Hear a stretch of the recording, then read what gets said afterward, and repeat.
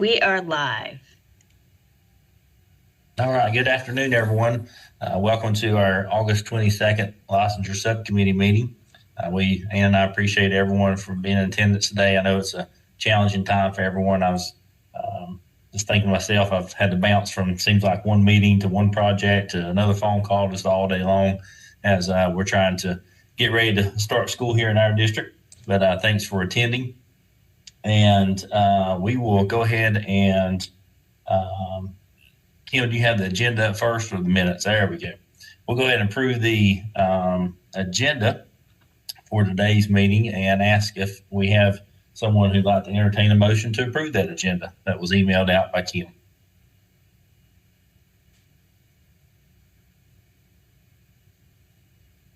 Motion to approve. All right. Do we have a second? Second.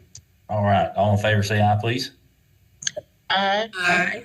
Anybody opposed? All right. Also, Kim emailed you the minutes from our July 15th meeting, and we'd also entertain a motion to approve the minutes from July 15th. So moved. All right. Do we have a second on that? Second. All right. All in favor, please say aye. Aye. Aye. Anybody opposed? All right.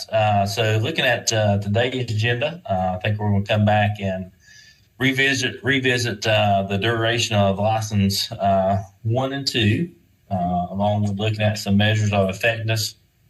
I was just looking at the minutes and the notes from the last meeting we had in July. And at that point in time, we did decide as a subcommittee we were not in favor of combining the license 1 and license 2 into a single license. We also talked about that currently the recommendation that has been approved by our subcommittee for license 3 was a 6-year period. And as we got further into the meeting, we started looking at license 1 and license 2 and had many points of view and good conversation around how long those license areas should be. And that's something we need to decide on a recommendation today, looking at our agenda. Just some key points we talked about was that we wanted to make sure that candidates had ample time to move through license 1 and license 2, that we did not want to set up any type of situation where we were exiting people that did not have ample time. But at the same time, we also wanted to make sure that we provide flexibility for those individuals who are meeting the criteria to be able to move, to the designated license area in which they are meeting the criteria. So in other words, a person does not have to stay in a specific license area for a specific amount of time. It's just they have a max time of which the license would be valid. So a person technically can move to license 3 or license 4 based on when they met the criteria. So that's a topic of conversation today. There was some conversation in our last meeting about maybe a 2-year time limit for license 1 and a 2-year for license 2. And then there was also some points of view that if license 3 is 6 years, then that could end up being, a 10-year limit to get to license 4. I think for some that was concerning if they viewed it as a person had to stay in those license areas for 10 years. But I think what we're suggesting is making sure that people can move quickly through those license areas as they meet the criteria. And also, if you think about it, 10 years, I asked myself, how long does it take a teacher to become, an advanced teacher or an expert teacher, the way it was worded in our original model? In most cases, I would probably say it's around that 10-year period before a teacher really becomes an advanced or expert teacher. Just some thoughts. We also looked at the renewal requirements for license 4. And as I reflected back on my notes, I believe we left that conversation of just asking ourselves at this current point in time, based on what we know about the model, with no formal draft being presented at this time, do we have any reasons to change the renewal requirements for license 4? So then that leads us to also looking at measures of effectiveness in regards to content and pedagogy for individuals moving from license 1 to license 2 to license 3. So I will now turn the conversation over to Miss Ann to lead us into our first topic. All right, thank you, Wesley. So, Kim, so we have a balance of, we're trying to look at the balance, or if we want a balance of quantitative and qualitative measures. So, Kim, if you go to the next slide, please. So these are our categories of what we are saying are the categories of content and pedagogy, and on the left are categories of different types of measures that we've determined. So, for example, for examination, we've say Praxis or Pearson would be one option, EdTPA or PPPAT would be another option, et cetera, et cetera. So this is a general overview of that. And so if you move to the next slide, please, because this one's, and then so it's come to our attention for the purpose of equity, a second option needs to be developed for those teachers in subject areas not evaluated by EVOS. So we have EVOS could be used to evaluate either content or pedagogy, but not both in the chart prior. And so one of the things that has been recommended has been a qualitative growth review, which you can read here on this chart. So the question is, does this committee want to recommend this as a second option, right? Or as an option for classes that do not have EVOS scores? And if so, what parameters we would want to put on that? Or do we have other parameters beyond what is here? I'm not trying to make decisions for you. I'm just saying. So, okay. So I open the floor up for discussion of this idea about qualitative growth review for non-EVOS folks. Thoughts? So there's a question in the chart asking, okay, so we have an acronym for it now for Maureen. Could the QGR be used for teachers who do not have EVOS scores? Who do? Like who do. So could this be an option? So the question is, I'm assuming the question is, could someone say, well, my EVOS scores, I'm just going to play devil's advocate here. My EVOS scores don't show this. However, I can have somebody observe me and see it. Right. That's exactly what I was asking, because we're really trying to give teachers a choice in how they tell the story of their classroom and tell the story of their students' learning. And so that's why I was asking, if we have the qualitative growth review, shouldn't teachers who get EVOS scores also have the option to use that qualitative growth review if that's a better indicator of how their students did in their classroom that year? Comments from anyone? Just on. And do we know, and it may have been on that chart earlier, do we know what all would be included in that qualitative growth review? I do not. On the chart before, it doesn't have this as an option. It does have QGR on here. It says EVOS-QGR, and it says can be used for once. But I think part of what we have to decide here is, and I'm not sure where this came from, but Tamika's had her hand up for a while, so I'm gonna let her speak, and then we can come back to these questions. Yeah, I was going to say that was going to be my question. So before, I can say, yes, we should use the qualitative review for teachers who don't get EVOS. For example, myself, I'm a music teacher. What sort of, what criteria would be used for a qualitative measure? Is it a portfolio? Is it student surveys? Is it student narratives? So before we can recommend it, what would be the items that would be considered acceptable for a qualitative review? So it's defined here, what's being presented is defined here as a review of a developing teacher's student learning conducted by an L4 CE, right? So thinking about somebody that's in that role at the beginning of a school year and again at the end of the school year, to qualitatively assess student growth over that time. That's what's written here. Kim, I wasn't at the last meeting, so I assume this came from our meeting, which I should not have assumed that. Kim, do you know where this came from? This came from the draft model that was sent out to everyone prior to March 2022 meeting. And Dr. Tomberlin has his hand raised.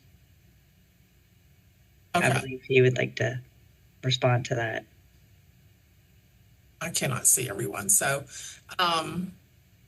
okay. Tom? Hey, thank you, Dr. Bullock. So Kim's correct. The QGR was developed when we did the draft model to kind of lay everything out. Again, it's a recommendation. When we were asked about this in previous meetings, in our mind, it looks like ASW. So everybody remembers ASW not fondly. So if that's not what you want to do, we would recommend that you change that. But to Ms. Kelly Walker's comments, it could be performance assessments by the students. It could be what she said, student surveys or student narratives, whatever. We're just trying to capture some way that the teacher could demonstrate the growth of the students in a qualitative way. And to go back to, I'm sorry, it is Ms. Walker Kelly. I'm sorry. To Maureen's point, we have also indicated that EVOS is problematic even for teachers who have it, because in any given year, no matter how much our teachers grow, there will be a certain number of them that aren't meeting expectation in that year. And so you would want them to have the opportunity to demonstrate their growth in a different way, because it's always based on that average in that year. And there will be a certain percentage of teachers that will always be not meeting expected growth in that year. So I do think it's recommended, it's advisable to allow teachers with EVOS to use other ways to demonstrate their effectiveness.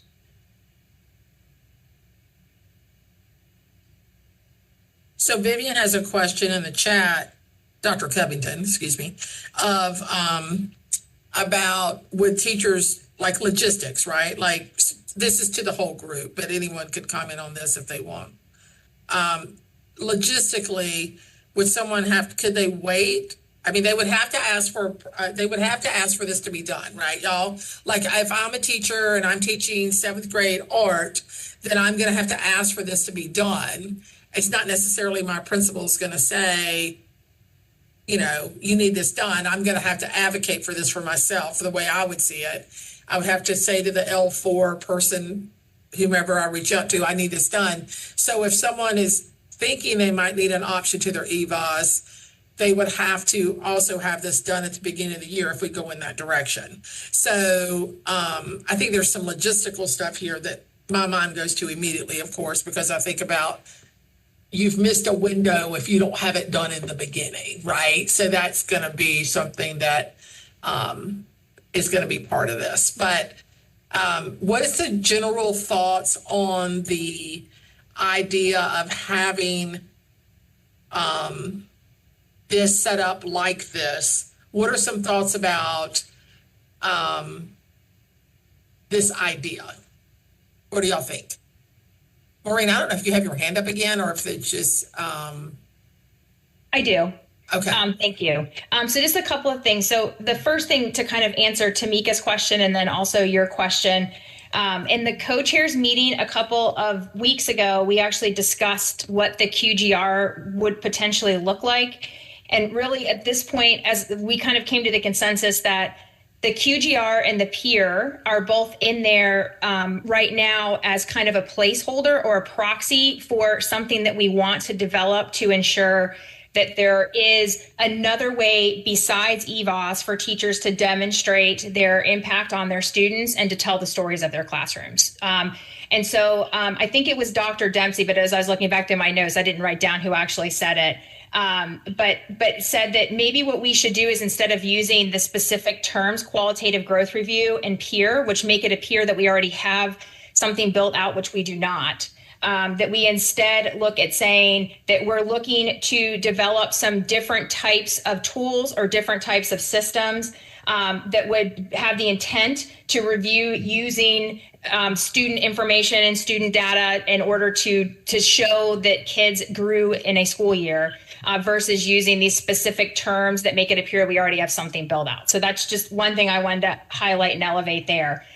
The other thing too, with the question that you just brought up, which I think is a really great point about the logistics of trying to make this work, is that if we look at this proposed model for the intention of, we are looking for opportunities to help teachers identify continuously throughout the school year ways in their places in their teaching practice or things that they're doing in their classrooms to help them be better practitioners and better meet the needs of the students in their classrooms. And we're designing this system that's embedding support by using that classroom excellence in the adult leadership teacher. Whether you choose to use the information that you would get from your qualitative growth review, every practitioner in the school would have that adult leadership teacher and the classroom excellence teacher who would be working with them consistently throughout the school year to do something that would look like the qualitative growth review. So they would be constantly coming into your classroom and helping you look at what is the data you're getting from your students? How are you then changing your teaching practice to meet the needs of your students? And so you would be collecting that data and using that information throughout the school year, whether that ends up being one of your evidences or not. And so while I do think this is a shift in the way that we logistically run our schools, that would not be something that you would necessarily need to say, at the beginning of the school year, I'm going to need to do this because I'm worried about how my EVOS scores look at the end of the year. This would be something that would be happening anyway. And if at the end of the year, when your EVOS scores come back, they are the thing that demonstrates your growth, then you can say, I'm going to go with that. But if your EVOS scores don't tell the story of your classroom, then you could look at using one of these other things that have been happening throughout the school year anyway, that you're going to select in lieu of the EVOS scores to use to demonstrate your impact on students. But if I want to use, this is Vivian, if I want to use student portfolios, I'm going to have to do that anyway, regardless. I'm just trying to see what the time is on the teacher, as well as the administrators or the L4s, all these wonderful L4s, CEs and ALs we're going to have doing all this observing and writing and helping teachers write. And I'm not comfortable saying, yes, we need something like a QGR or something like a peer, and then saying I've been part of developing all this and I don't even know what it is. That makes me really uncomfortable. So, Dr. Covington, this is kind of how I would, how I envision it. And this is coming a lot from the work that we've done on advancement and development. But so the QGR can look something like, at the beginning of the school year, I'm going to assess my students to see where they are. And then, so that's going to be kind of my baseline start. And then consistently throughout the year, I'm going to be continuously collecting data on my students to understand where they are in their learning and where they maybe have some gaps in knowledge or where there's spaces where they can be accelerated. I as a practitioner, need to already be doing that. Like in my work today that I do as a science teacher, I'm already doing that, right? I'm already collecting data on my kids. I'm figuring out ways to differentiate their instruction. I'm documenting that as part of my lesson plans. I'm including that in the work that I'm already doing on a daily basis. And then I'm using that information that I'm gathering from that data to develop different learning activities for my students and figuring out ways to differentiate instruction for each of them so that I'm meeting each of their diverse needs. But right now, if my biology EVOS scores come back not in the -2 to 2, or 0 range, I didn't meet growth, right? So if I'm not between 0 and higher, then I'm not exceeding growth. That doesn't necessarily always tell the story of my kids, though. But that work that I do with my students in the differentiating instruction and using data to drive my instruction, that does sometimes do a better job of explaining where my kids are in their learning journey and the impact I had on them and the way I was designing my lessons to meet their needs. And so that's where the qualitative growth review would come in. It would be a way of looking at the way that teachers have an impact on their students because of their professional practice and the way that they're designing instruction to meet the needs of their kids. It would be a way to use that information to demonstrate what teachers are doing with their students to help their students be better learners and to meet the needs of their kids in their classroom. So, and that's not fully fleshed out yet, right? Because the way that I do that right now is not something that is what every teacher in the state's doing. And we don't have any teachers in my school who are supporting me in that right now. So we would have to redesign some systems so that we're able to have a system similar to that using data-driven instruction that would be supported by adult leadership teachers who are trained to work with their colleagues and help their colleagues learn how to use data to drive instruction and to meet the needs of their kids in their classrooms.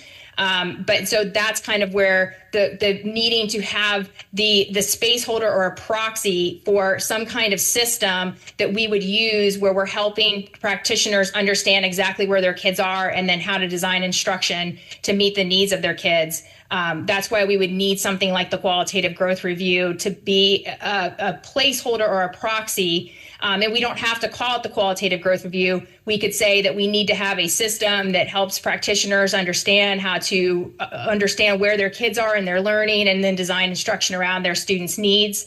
But having something when this leaves PEPSC and goes to the state board that would be an option other than EVOS for teachers to demonstrate their impact and effectiveness with their students was, I think, the intention of having something like the qualitative growth review as an option, just to give teachers different ways they're able to tell the story of their impact as a teacher and of the way that their kids are learning in their classrooms. So thanks for that description of what you do in your classroom and explaining differentiated instruction. I get all that. I guess my point still is, you obviously you're on several committees, you're in the co-chair committees, you have all this other background knowledge that none of us have. My concern is who's going to be describing this to PEPSC, who's going to be voting on it eventually, what kind of teacher input are we going to have, and if the L4s are helping teachers do this, at some point someone's still got to look at it and say it meets. So that sounds like training for principals or assistant principals. There's a whole lot going on here than just simply saying we need a placeholder. That was my point. Thank y'all for that. Another point I think, to me, when I think about this is related to the evaluation by the L4, right? So like if we say peer review, EVOS option, option A versus, the EVOS scores, or plan B, whatever language I want to use. To me, the hinge pin here is the person doing the evaluation, right? So the person doing the evaluation in this piece is the L4 CE. And so I think it might be important for us to say that there would be inter-rater reliability training on the valid instrument that they would be using to evaluate these developing teachers. Thoughts on that?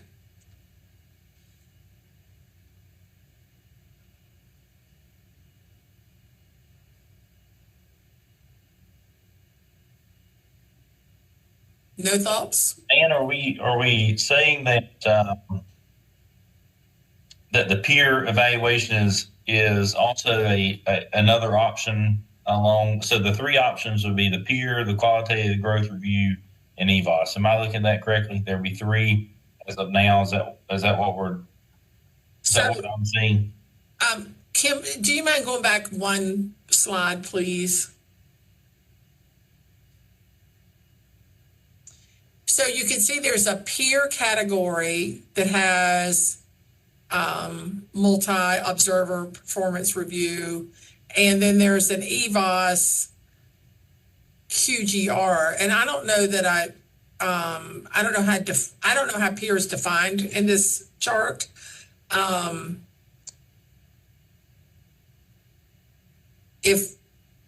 anyone have a clarification on that? Hold on, I will share that slide. Hold on.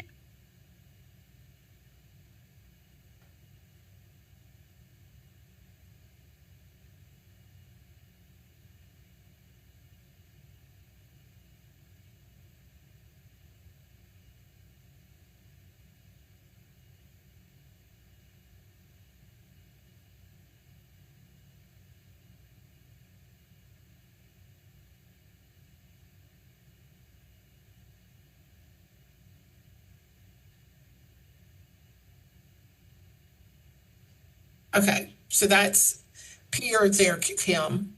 So notice here it could be a principal observation, a license for observation, and student surveys. There's an and there, so there's all three. All right.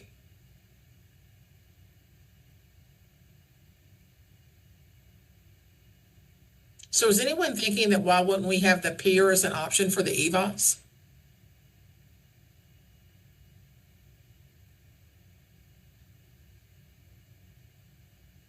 It sounds like what was described earlier is everybody should have every option. So to me, I look at the peer as a qualitative measure.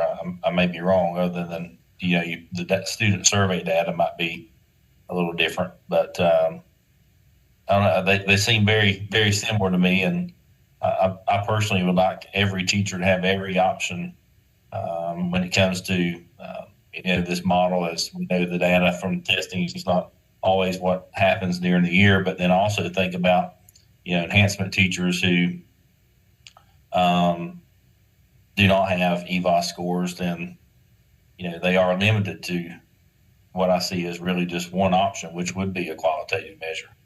And so if there was testing in place, there could be that, I'm just playing devil's advocate, that one teacher who maybe didn't have the best peer review or qualitative review, but then if the kids were tested, they could blow it out of the water and have that second option. So I don't know about the fairness there of that, but I do think every teacher deserves every possible measure in the model. But there are teachers that don't have EVOS, right? So they would. So I guess what I'm saying is that maybe I'm not being clear, but instead of making up a QGR, which would be a whole nother like pre-post piece, would it be just more simple to just have the peer as an option for the EVOS level? I mean, why are we making up something else if there's already something made up that's qualitative in nature?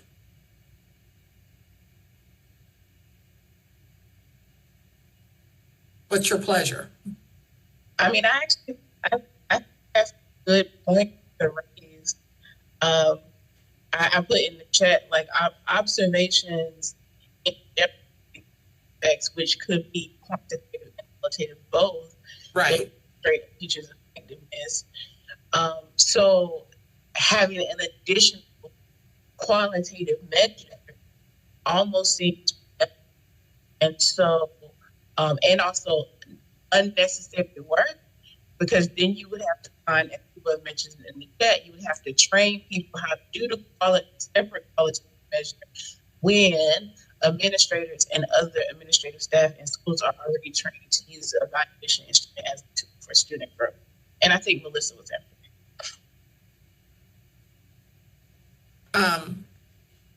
I think I got most of that, Tamika. You kind of like cut out a little bit. Oh, my apologies. I was just saying that you would have to someone else for the qualitative measure when school staff is already trained on this. So, yeah, okay.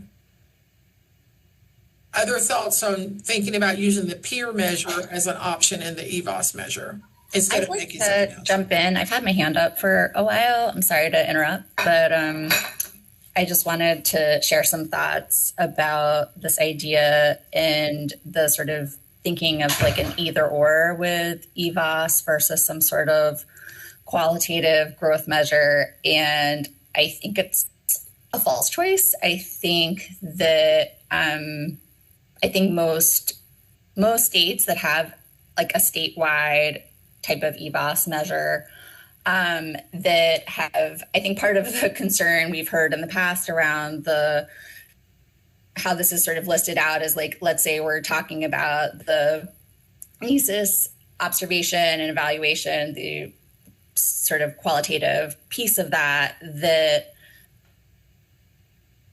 teachers don't, there isn't a lot of differentiation in ratings, and I don't think there is a lot of trust in sort of principal reliability and validity in terms of those ratings. And so I know that states that have had better success in trying to get more of that alignment between or to understand where there is perhaps larger than expected or perhaps possible discrepancies between the sort of qualitative observation measure and the student, more quantitative student growth measure, that there's actually like a matrix where if you're, top of the EVOS and bottom of the principal observation, like that requires somebody to look at that and understand, well, what is the discrepancy there, and vice versa. If you're, top on observation and bottom on EVOS, that somebody's going to take a look at that. And that overall, that even for folks that don't have EVOS, that just helps with improving principals' observational ability, because they actually have to ensure that there is going to be some, again, it doesn't have to line up exactly, but if it's way off, that there's a process in place to ensure that something strange isn't happening. And so maybe like in those instances, like it might be more of this ability for a teacher to provide other evidence of, their ability to have a positive impact on student learning, student attendance, lots of other things that teachers may have a positive impact on, because we know it does go just beyond, student test scores in terms of how, a good teacher can just get students to show up to school that, they may not otherwise be as engaged. And so I think giving in those instances where those let's say like in general, like if a principal generally like has a lot of discrepancies in those, like providing more training to those principals, but also perhaps having some other process for trying to assess like what's actually going on is not a terrible idea, but I understand it may not make sense for every single teacher to have that option because of the complexity that it introduces, and it is another step. And if it just seems, again, perhaps not necessary. I will say the thing I see that's different about what is written here about peer and the current process is that here it says principal observation and license 4+ observation and student surveys. And so I think perhaps it's up to us, is like the first level, principal observation. And then again, it's like if the principals are not sort of showing that they are aligned generally with EVOS in their schools, like then we also have this level of like license 4 plus coming in, or student surveys, or these other measures to sort of like start with what we have, but then have these other elements as sort of like backup for places where perhaps, the quality control in place is not where it should be. Melissa, do you have a recommendation in there, or is you just wanted to share your thoughts?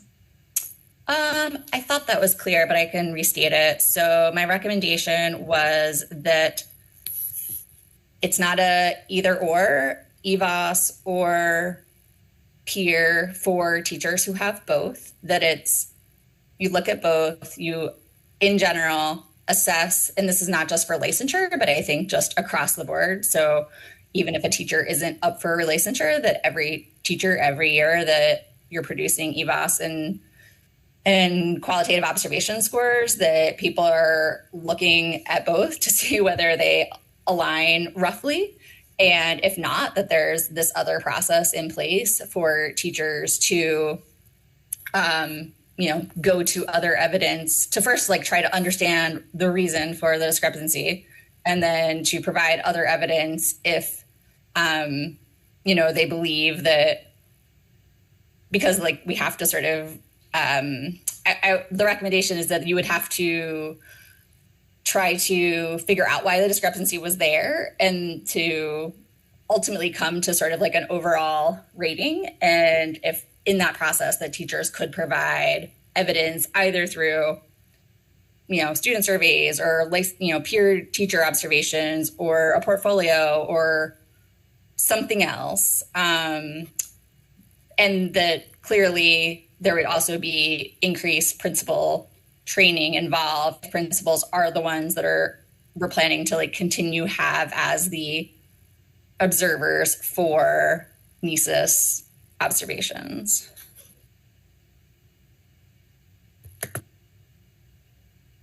Dr. Bullock. Yes. This is Chris Godwin. I'm just very much a transparent person, and so private emails to me and private chats just don't work. I am all for what works for our students in our classroom. Been asked to give ideas that would make it better. So let me be very clear. My perception of this whole process was that this model was supposed to be simpler than the current model.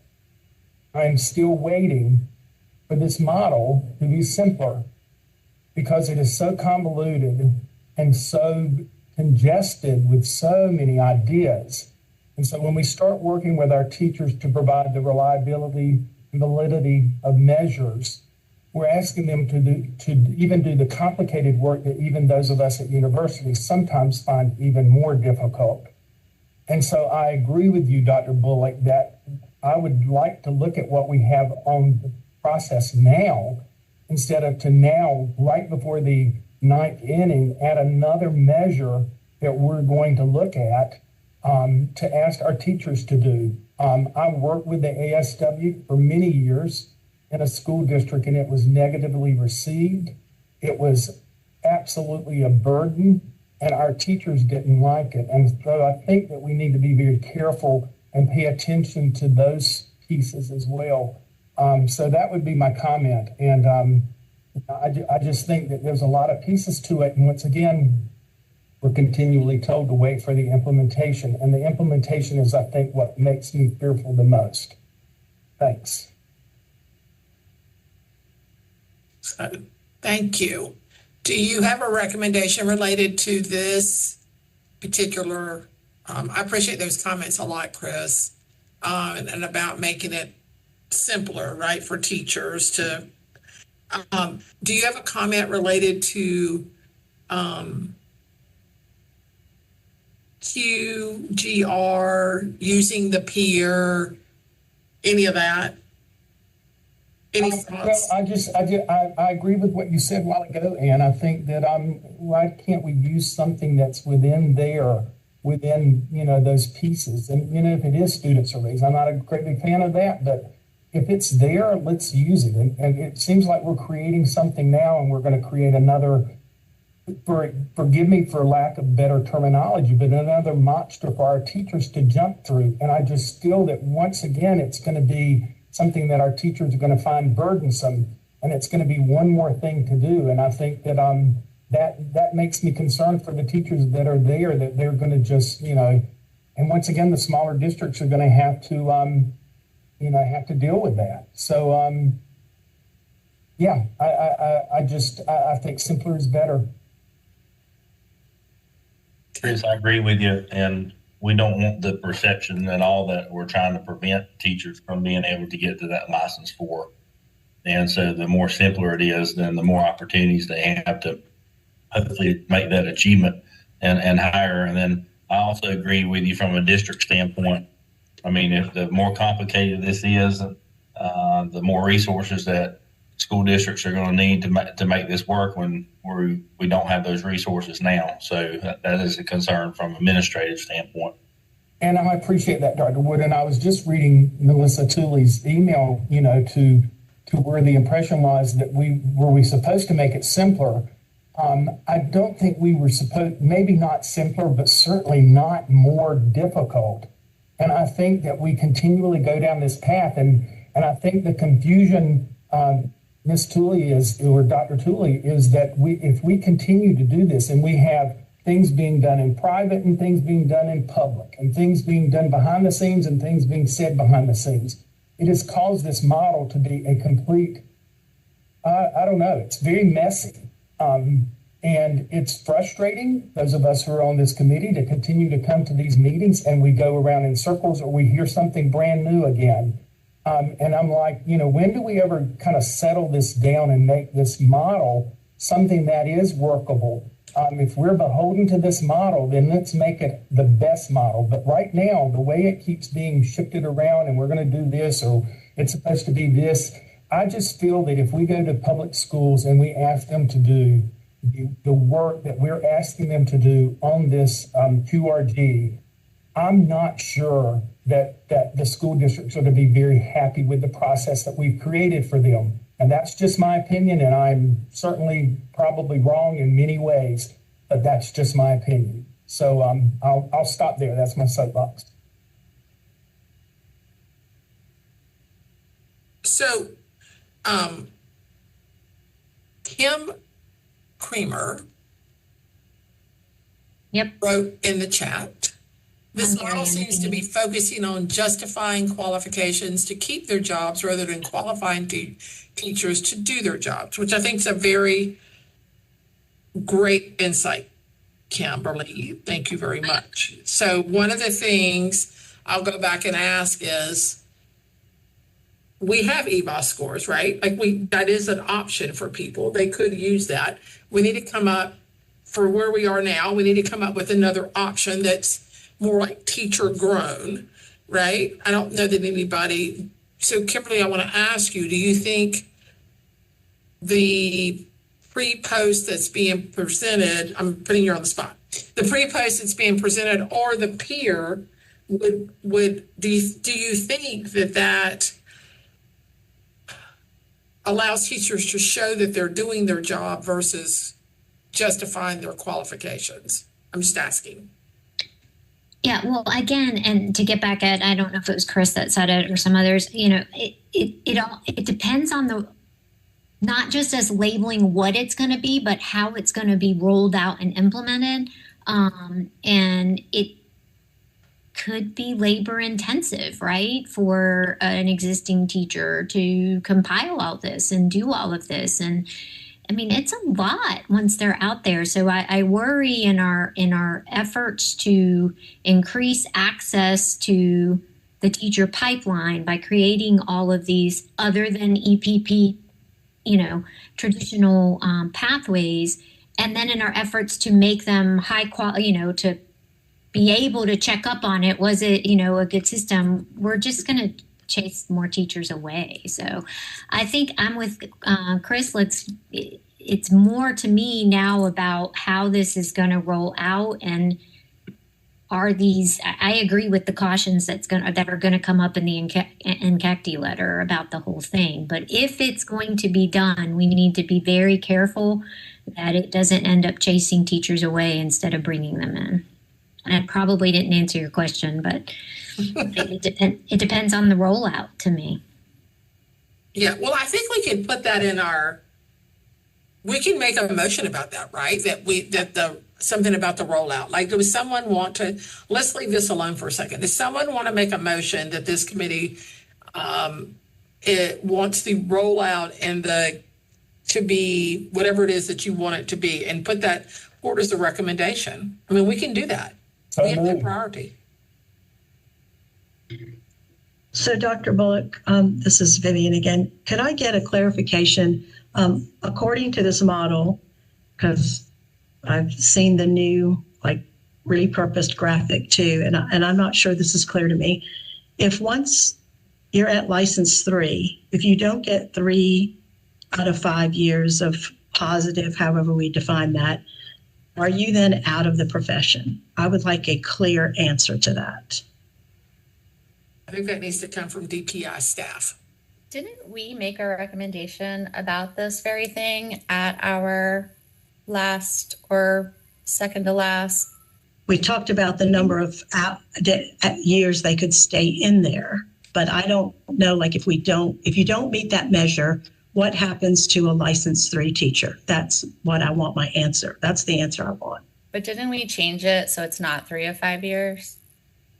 It's 3 or 5 years of growth. We changed it in terms of what I remember us talking about is the number of time you could stay in each of those areas, in each of those licenses, not the 3 out of 5 years.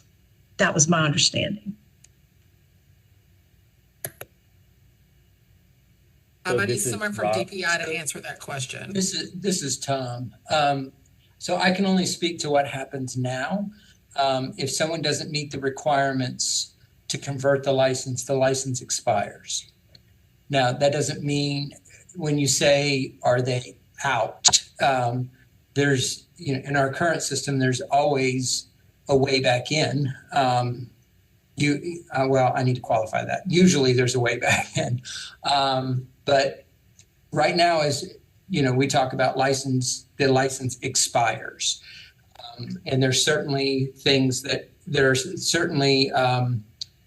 options that districts have to address that if they choose to go down that route. But for the licensure side, whatever caused the license to expire, if the teacher meets that requirement and submits the evidence, then the license can be reinstated. So I'm talking about in this model. In this proposal, when I look at it, at license 3, when you have 5 years to get 3 of positive impact. In this model that was developed by whomever developed it, what was the intent of those year 3 teachers who do not get 3 years of growth, however defined, over 5? Where would they go? My understanding is it says the license expires.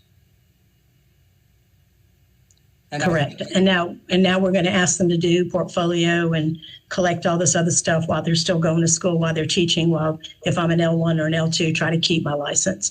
This to me just goes back. We're creating a huge swirl at L1, L2, L3, no matter how much L4 CEAL help you give them, which looks like an hour a day or 5 hours a week. I just feel like we're going to create this huge churn of teachers coming in and out by putting all this on them. That's just my point. In this model right now, there's nowhere the license expires and those people can't keep working, so they can't get 3 out of 5 years of growth to meet that measure because they won't have a classroom to work in. Vivian, I would just say also, it's about that point in time in their career when things really start clicking along and they're starting to make the progress they need to and building the confidence that they need to. So I do agree with what you're saying. So this is Rob in CMS, and I would agree with Vivian and Wesley. This is where we discussed in the past that once you achieve the items for the next license, that's when you move up versus creating a path to where you exit. So we currently have a system where we can exit people out of the profession because we have a 1-year license, we have a renewable license. So if we create, I guess, a thought or the ability that once you achieve, you move, then rather than if you don't get here by a certain time, you're out. And I think that's a different way, that's a different mindset in my opinion.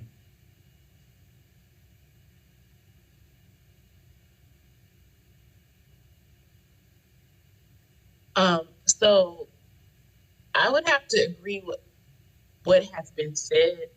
One of the concerns is I keep trying to figure out where the the emphasis is on student outcomes, you know, and how we're improving students. Because if our teachers are constantly worried about doing all of these different things to prove they're capable of doing jobs, like how does that authentically lend itself for them to be joyful about student learning? Like, it is very concerning to me.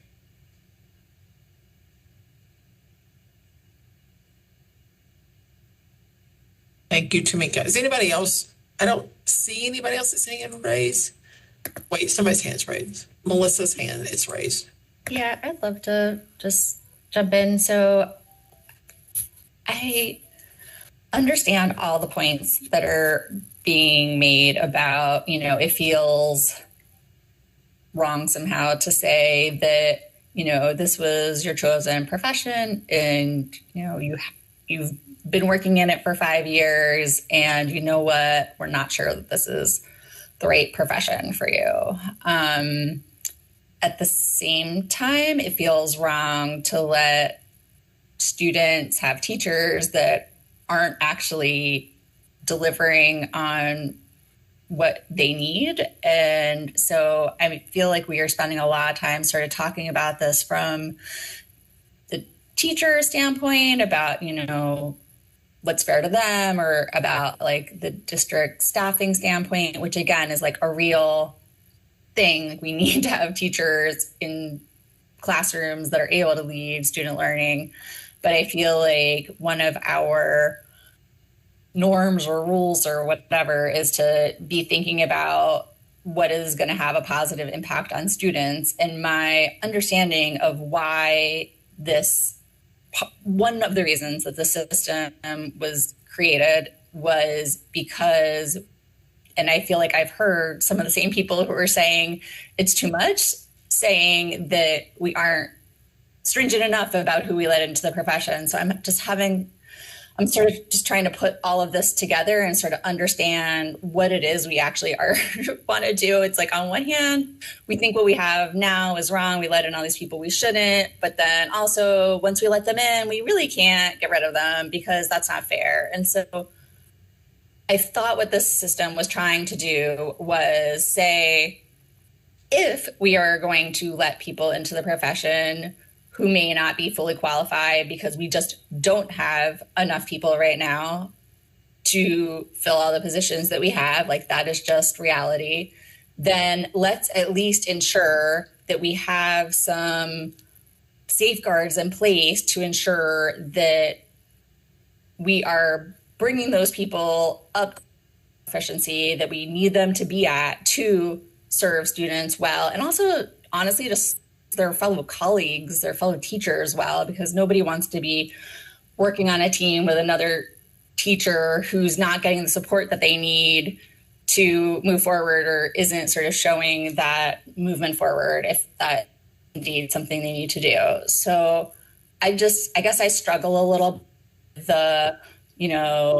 we're bringing in people who aren't qualified and we need to stop doing that, but we need more people, but we can't ask them to do anything. And I just feel like we're sort of like swirling around in these circles and we just keep bringing up more issues and more critiques, but we're not actually trying to solve the problem. And so I would like us to think more about students. Yes, I think these are hard conversations to have.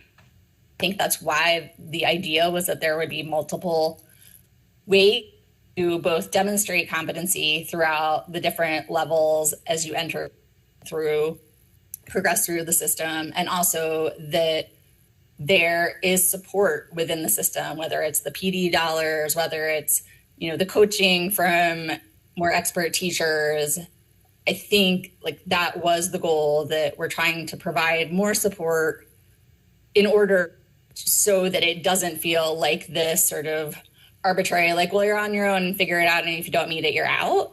I think that if people feel like they're coming in and they are supported, the idea of like meeting this goal of being effective, and wants to be effective, right? Nobody wants to be so I guess I disagree with some of the comments about we just need to like let people continue forever, regardless of how they're performing. I just want to say I don't hear that from these comments.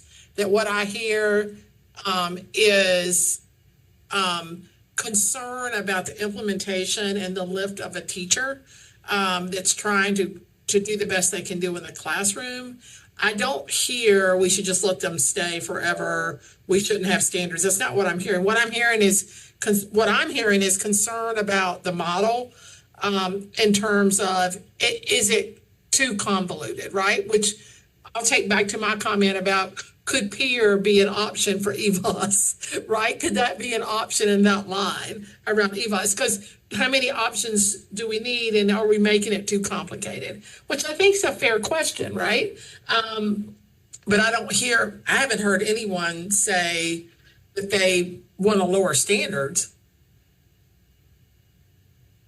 And I agree with you. I mean, I can say from a district standpoint, if teachers are not doing the job, that's one of the advantages of having 1-year contracts, 2-year contracts, et cetera. I mean, school districts are not keeping individuals who are not making progress. They're not, being professional and have the professional mindset to want to improve. I don't think anybody is saying that districts are keeping people, but at the same time, as we were chatting before this meeting started, there's hundreds of vacancies across the state, and I think what we're wanting from this model is support to grow teachers, the resources to grow teachers, and if I'll just encourage people, if we have people and that's part of our subcommittee, if you haven't shadowed a public school teacher in the last 5 years, to go do so, and maybe it may change. Depends on how what we know that teachers are going through on a day-to-day basis in their classrooms. Okay. All right. Thank you. Okay, let's try to broaden this up a little bit and try to at least make some recommendations in our meeting today, whether they're about what's on the PowerPoint or not. All right, so what type of recommendations, motions would y'all like to send forward that we want things that are things that we want to be considered, right? This is one thing that I haven't heard anyone say there should not be an option to EVOS. I haven't heard anyone say, oh yeah, EVOS or die, right? Like we need an option for EVOS. So do we want to send forward a recommendation for an option to EVOS? Is there anyone who doesn't want to send forward a recommendation for an option to EVOS? And if so, please speak now.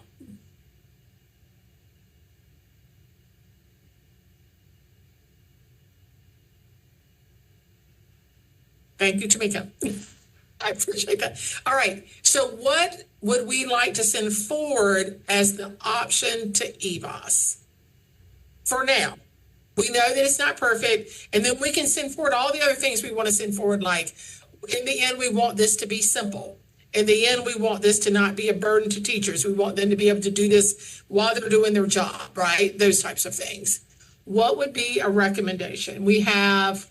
Kim, do you going back to what was originally written and the other PowerPoint, I believe?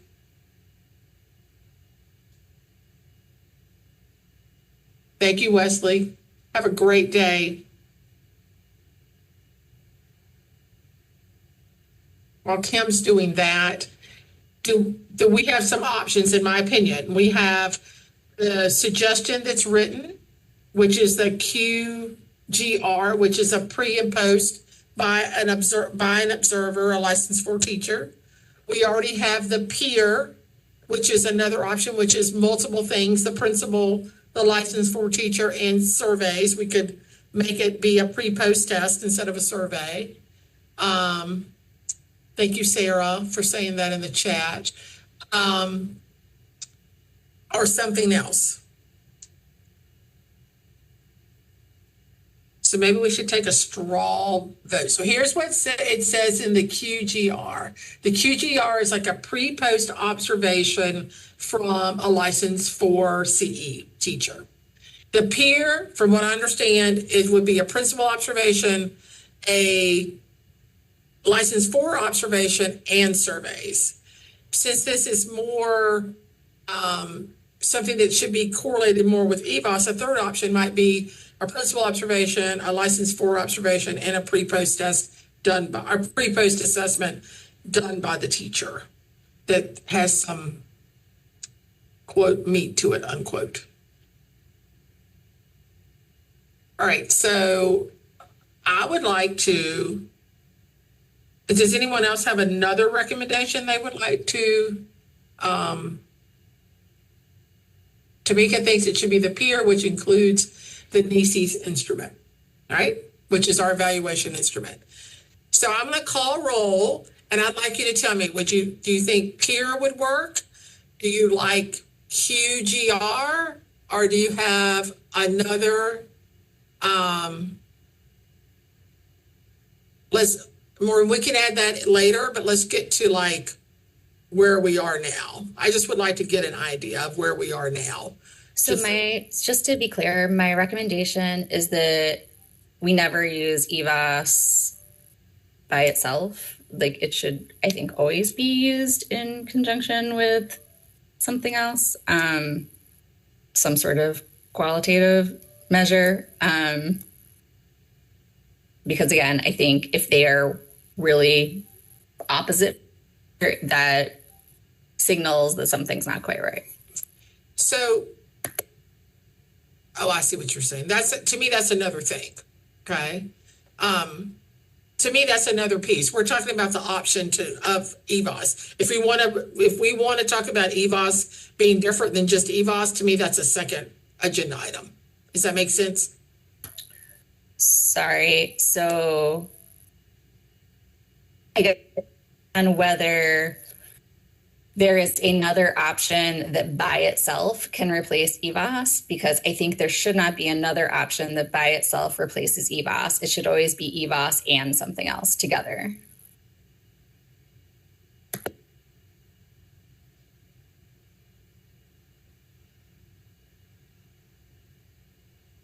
Okay, but what we're talking about now is if they don't have EVOS, they have to have an option. And we talked about everyone having an option.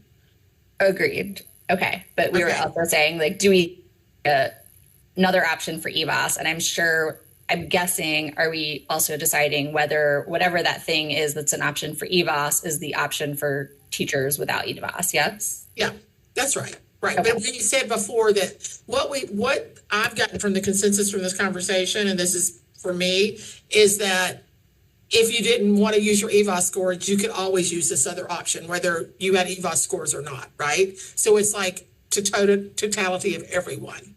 Is that what you're asking? Correct. I don't think that if you have an EVOS score that you can completely disregard it. It's about looking at it in context with other measure. Okay, but to me, that's a separate thing than what we're talking about right now. Sure. I guess I was just asking, is that other measure the same thing that we will evaluate teachers on? And I think we're saying it is. So I'm just trying to understand. So if we pick, let's say, the NECES observation score for teachers without EVOS, then that would, I'm assuming, also be the same measure we would use for teachers with EVOS as their like other measure. Is that right? I don't think we've gotten there. Okay. I was just trying to understand. Yeah. We were voting on. We are doing a straw vote to say if we have at this point, we have EVOS as an option. What is the other option in this category for teachers that don't have EVOS? Is it peer? Is it pre-post as described in the QGR, or is it something else? And then we can go to the second part. Okay, I'm gonna go down the list. Or you can put it in the chat, what you think. Why do we do that? If someone doesn't have access to the chat, do you want to, then you can just say it out loud. Do you want to do peer as an option for EVOS? Do you want to do QGR as an option for EVOS? Or do you want to do something else?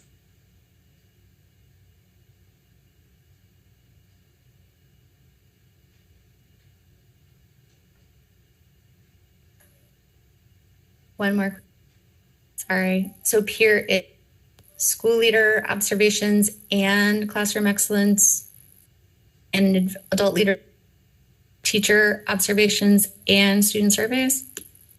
I think it's three things. It's principal, the way I understand it, Kim, correct me if I'm wrong, principal observation or administrator observation. Let me say it like that. It says principal, I think, in the thing.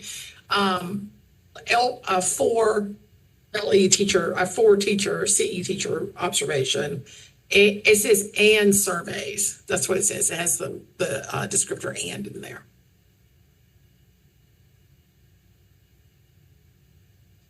Okay.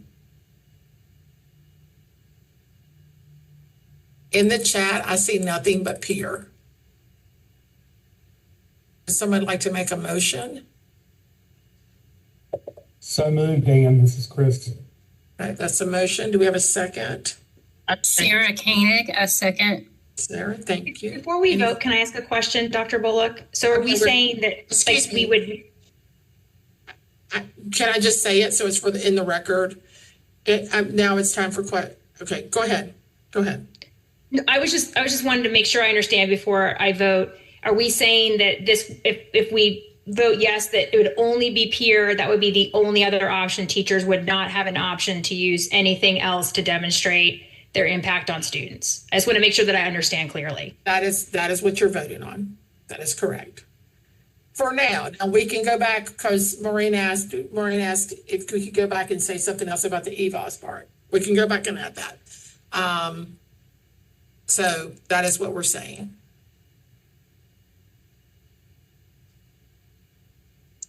Any other questions or comments? And just to be clear, I wanted to make sure I'm not talking about EVOS. I'm talking about teachers being able to use things that they're doing in their curricular activities to be able to demonstrate growth. That was my question. Not EVOS, but something other than just the observations peer piece, something similar to what we've been calling the qualitative growth review was what I was referring to. I don't see anybody who has put that in the chat.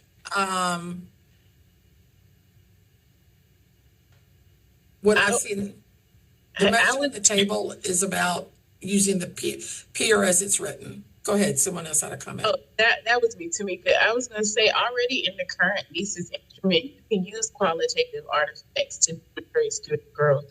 So it's not that we're removing that from an option. You can use both already.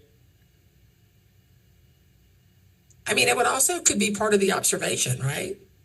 I mean, like if you have a peer observation, it could include some data.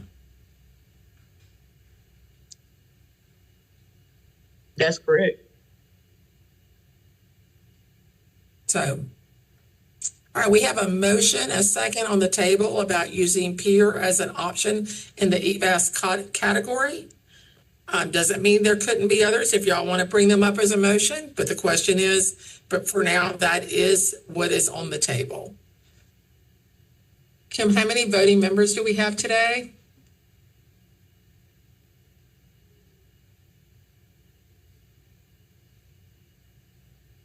We have 15. Okay, all right. That's what I want to know. All right. So let's see how we go. So we may have to do this as a vote in terms of what I want to say, in terms of calling people out to give the vote. But roll call vote? Yeah, let's do a roll call vote on this because I think we'll probably have some yays and nays. So I just want to make sure we have the right count. Okay. Tamika?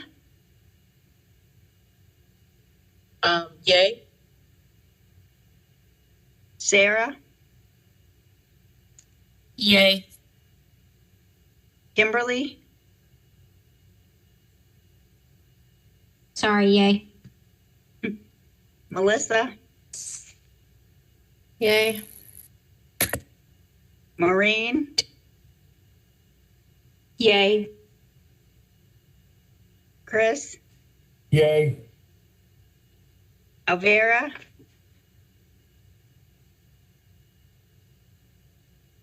And if you don't have a mic, if you want to put your answer in the chat, you can as well. If you just don't when Kim calls your name.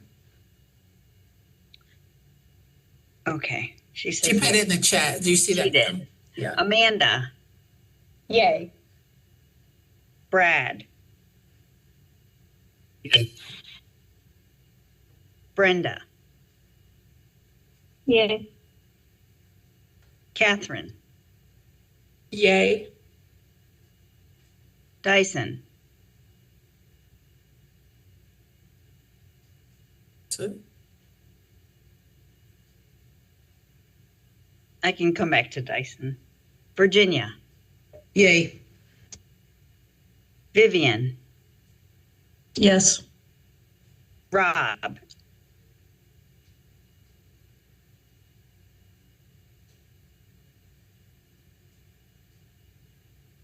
Anne.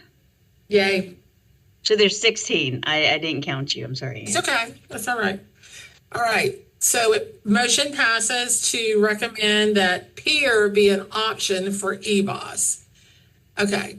So I want to go back to thank you all. Sorry, I'm getting down to the nitty gritty here. So the other choice is, do we want to, Maureen mentioned adding something to EBOS, another thing. I don't want to say what you're saying, Maureen, but Maureen, do you have a motion that you want to make as another option? I don't know. I just want to make sure we don't miss anything else we might want to put here. Well, and I don't know that I necessarily have exactly what the motion should be without other people weighing in and providing some ideas. But Okay. I just think it's really important that we give teachers another option using things that they're doing in their classroom. So curricular activities that are standards aligned, that they're able to use to demonstrate the continuous improvement of their kids from day 1 to day 180, and to demonstrate that their kids are growing in their learning and growing in their ability to apply what they're learning based on what teachers are doing in their classroom as part of their everyday teaching practice. And so I just think it'd be important for us to also have something similar to that. Now, whether we call it qualitative growth review, or we, come up with a different name, or we just say that we think there should be something that has these qualities to let teachers demonstrate. I'm not sure what that answer is or how we make that motion, but I do think it's important that we give teachers an opportunity to use what they're doing in their classrooms every day to also demonstrate the impact they're having on their students in a positive way. How is that different than EdTPA or PPAT? Well, I don't know that it necessarily is, but if you have a teacher, I mean, maybe we could just say that you're going to use a TPA or some other measure that already exists. I don't know what the answer to that is. That's why I wanted to elevate it for conversation. Okay, that's just my first reaction to it. But other comments? I think Brenda has a really good comment in the chat. Brenda, would you like to say that out loud? Your comment in the chat.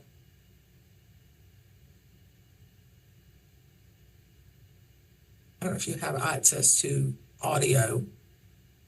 Brenda in the chat is saying that we could have a motion that just says other options could be identified or explored. I'm going to say it like that.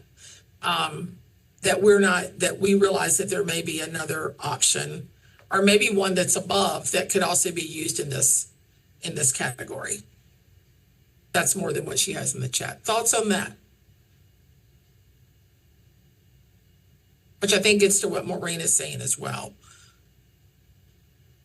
So, Anne, this is Vivian. I'm thinking about people that do performance like music. Like if your chorus went and you got superior ratings at a state level, I don't know, because I'm a chemistry teacher, whatever music people do, that would seem to me that you would have shown that you've taught those students something if they're getting superior ratings. So we're talking about using those kinds of things. I mean, just wide open. I feel like if we say that, it's pretty wide open. And I'm not saying it shouldn't. I'm just saying, is that what we're talking about? maybe, right? I know that's not a clear answer, but I'm just saying that's a lot of work that those kinds of teachers do all year long. And then to try to have to do something on top of that, I don't know, that just kind of came to my mind as we were as I was listening. I would say, Dr. Covington and Mrs. Tamika, that's correct. Like, so as a music teacher, when I go into my meetings with my principal, I take my teacher-made assessment. I take any sort of pre and post work that my students may do, and I use it to demonstrate that I have met our professional teaching standards in my classroom. They could be quantitative, like I said, they could be actual data, which I keep on a spreadsheet of our end of quarter assessments, or they could be performance-based and qualitative, and also student response to those assignments and things that we do in class. The peer review can encompass all of that. I don't need a separate instrument to demonstrate qualitative and quantitative results with my student.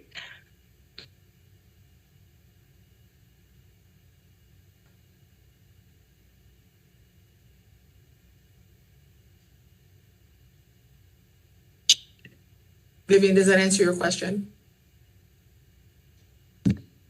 Yes, it's just those performance areas are foreign land to me. So just wanted to make sure that that's kind of an example of what we're talking about, teachers elevating the work they're already doing instead of having to do more work, to me would be the best of both worlds.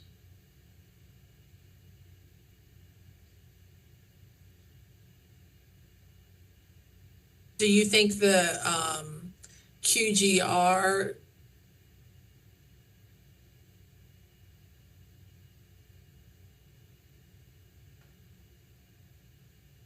does that or not?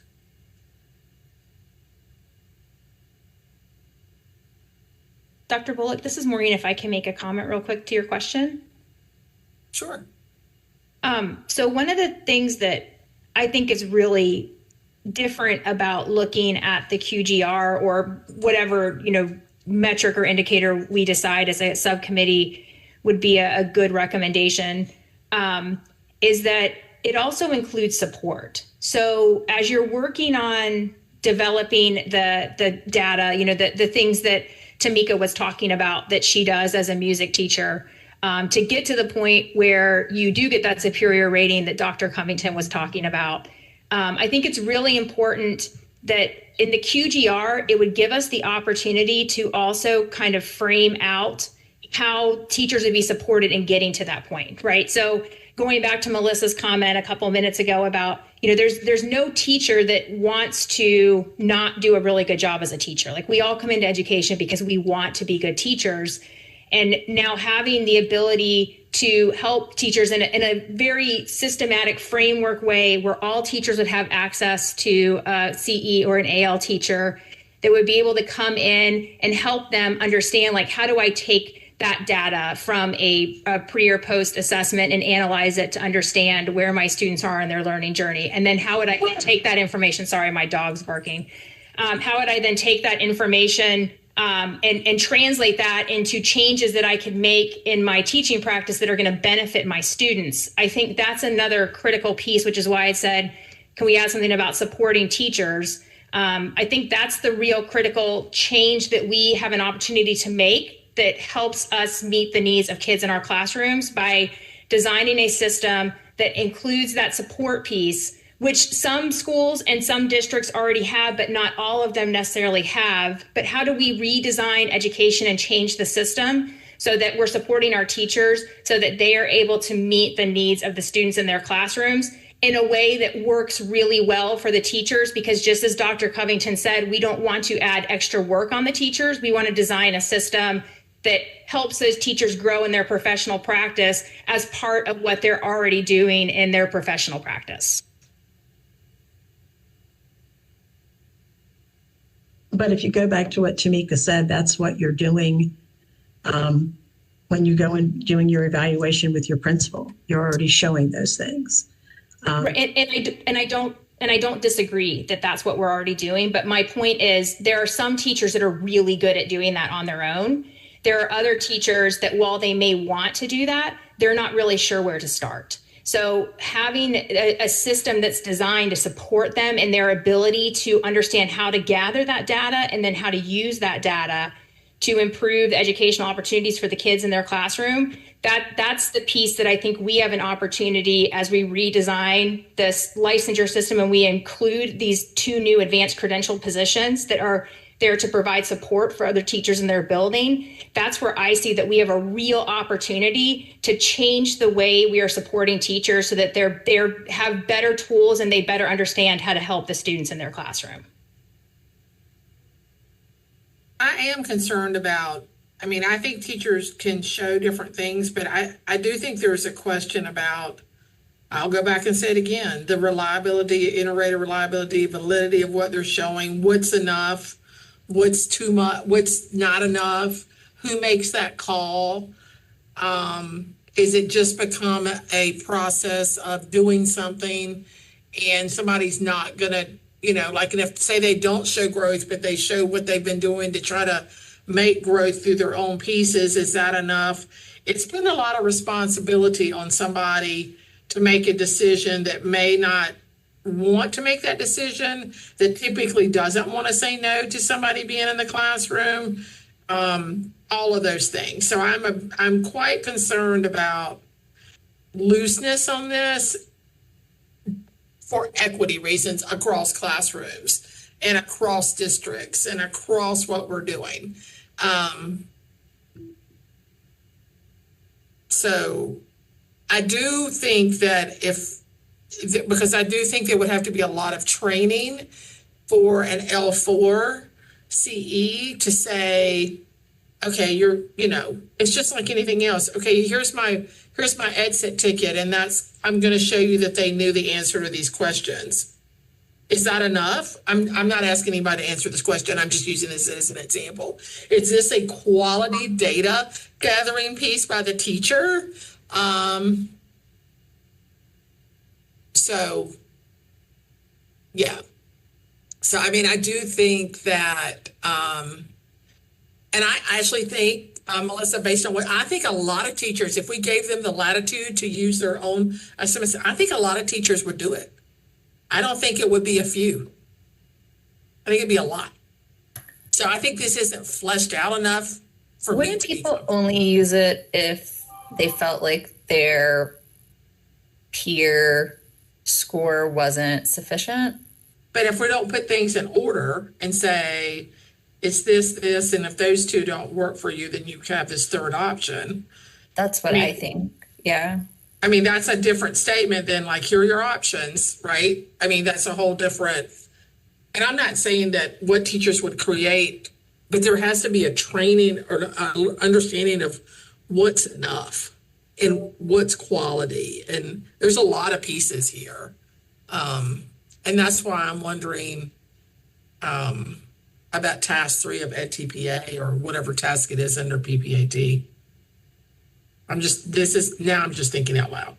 So, okay. We do have a comment from Brenda again. Yeah, again, and I also think we do need the L14. They need support. Yes.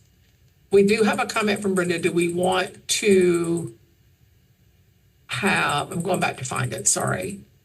Brenda, I'm going to take this as a motion. We have a motion because it says, can we vote to agree that other options could or should be identified? We have a motion to put on the table that we would make a motion that other options could or should be identified. Do I have a second to that motion? This is Sarah Koenig. I will second that motion on the floor. Thank you, Sarah. Any questions or comments related to that motion? Do we need to say something about validity or reliability of those? Brenda, would you be open to a friendly amendment of your motion?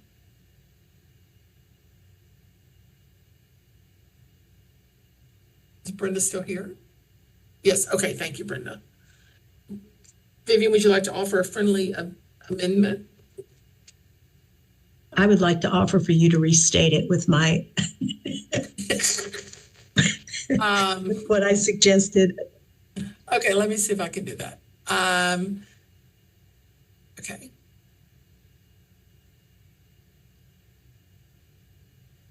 So We could have an option that options could, reliable and valid options could be additional, valid and reliable options could be developed. Yes, that sounds good. Sorry, I didn't leave you hanging, friend. No, I was looking for what you had written so I could go back and pick it up. So we have a friendly amendment to that other reliable and valid options could be considered for the EVOS category. That's all we're talking about here. So the motion, Kim, is that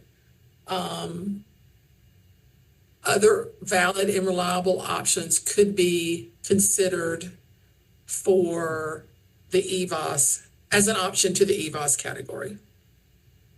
And this is Sarah Koenig. Should that say should instead of could? I believe Brenda should. Yes. Other valid and reliable options should be, do you want to say should be considered.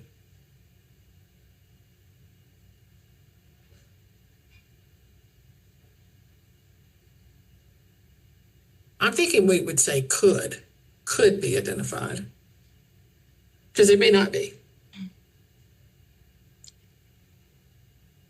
Brenda is suggesting in chat that she did mean the word should. Okay, thank you. Sorry. Yeah.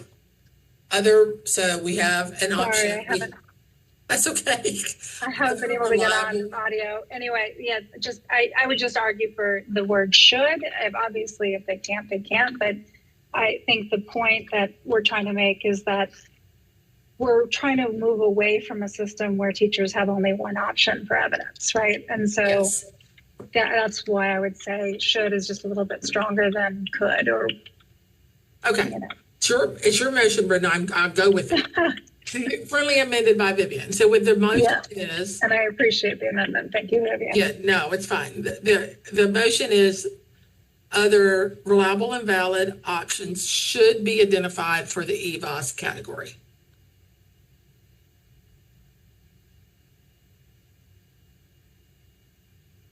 Any further? I don't know that it's for the EVOS category. I think it's just other options should be available, period. We're only talking about the EVOS category right now, so I'm taking this in the context of the EVOS category. Okay. Yeah. Okay.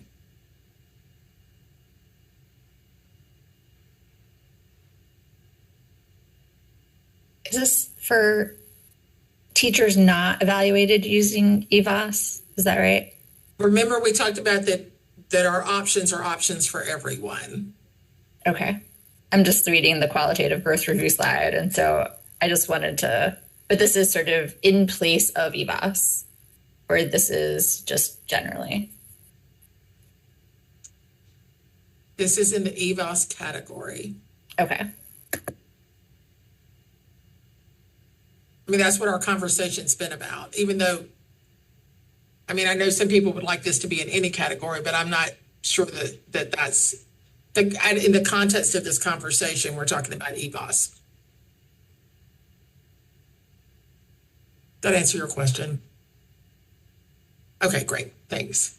Okay, so we have a motion, thank you, Brenda, on the table with a friendly amendment that says,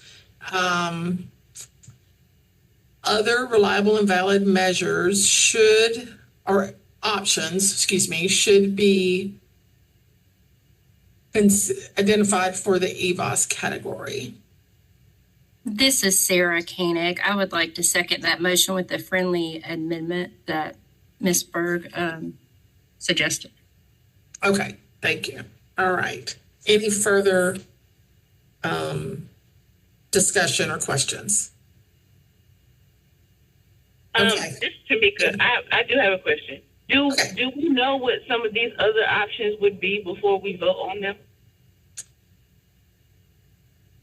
We do not. This would be just to say there may be other things out there that we're not thinking about, and we don't want to say, this is my opinion of what this motion is. Now, maybe I shouldn't say. Brenda, why don't you answer that question? Since you brought the motion up. With several friendly amendments. Yeah, I think the whole point was that I felt like there was an agreement that we want to find other options, and that within the scope of this group of people, we haven't found them yet that we're comfortable with, so that we put a stake in the ground that more options should be made available. Yeah, but we don't know what those are at this point. Correct. All right, great, thanks. Any other questions? You know, just kind of thinking based on Tamika's question, maybe we could add something in there that's like something like research-based or something, just to make sure that we're very clear that whatever the additional measures would need to be something that's clearly demonstrated to like be a really good tool or a really good additional indicator. So something in addition to reliable and valid? It was just a thought. I mean, I don't know that we need to add that, but just to try to be like very specific and clarify like what we mean when we're saying additional things, that it wouldn't just be like a, you know, willy-nilly a teacher comes up with something, because I know that was a concern that came up in the chat and also in the conversation. So I don't know if we want to add anything to make it more specific, although I think the reliable and valid is a really good way to describe what we would be looking for those additional indicators. We could put another adjective in front of that if we wanted to. Seriously, like if somebody has an adjective, rigorous.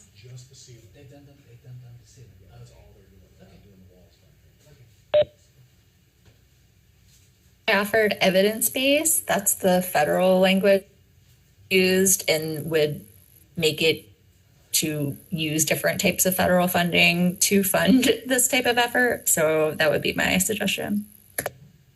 Where would you put it in the motion? Evidence-based, reliable, and valid, like just as the adjective, you mean? Exactly. Okay. Okay, we have a friendly amendment on the table for evidence-based. Do I have a second for that amendment? I would second that, Vivian. Okay, thank you.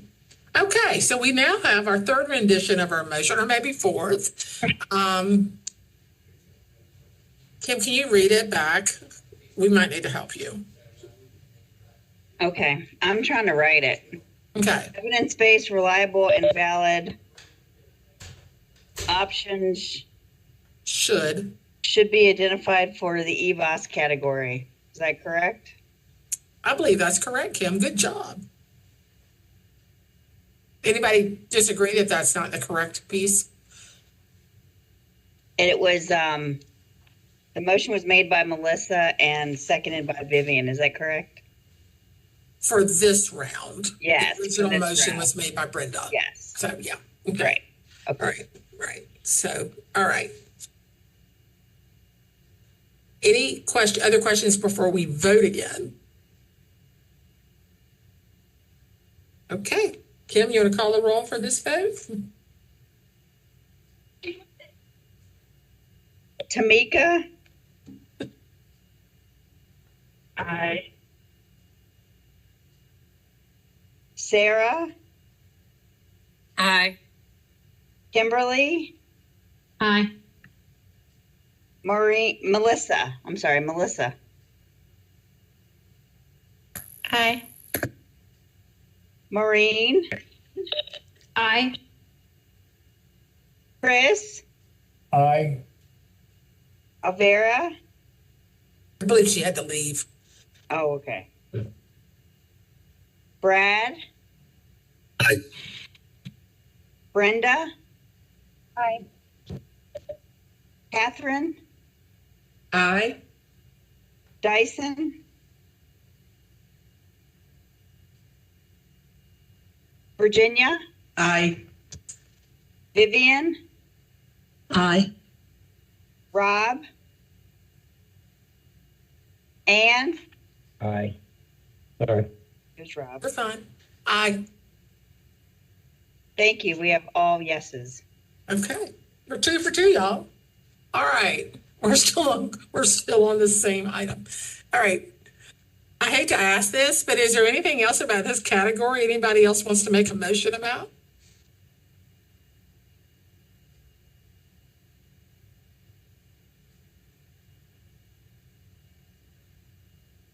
Hearing nothing, thank you all for your patience as we work through that. And Kim, I guess we can go on to the next item.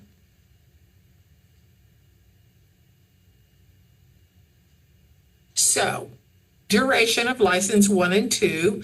I know last time when I wasn't with this group that there was a long conversation about this.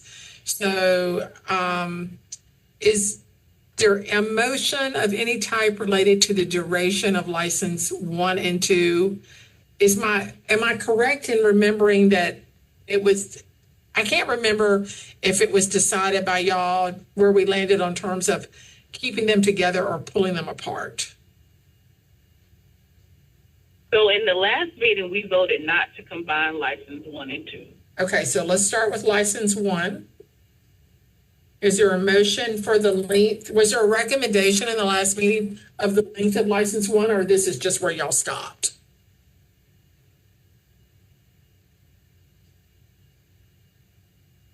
Does anybody remember? All right. Is there a recommendation in the form of a motion for the length of license 1?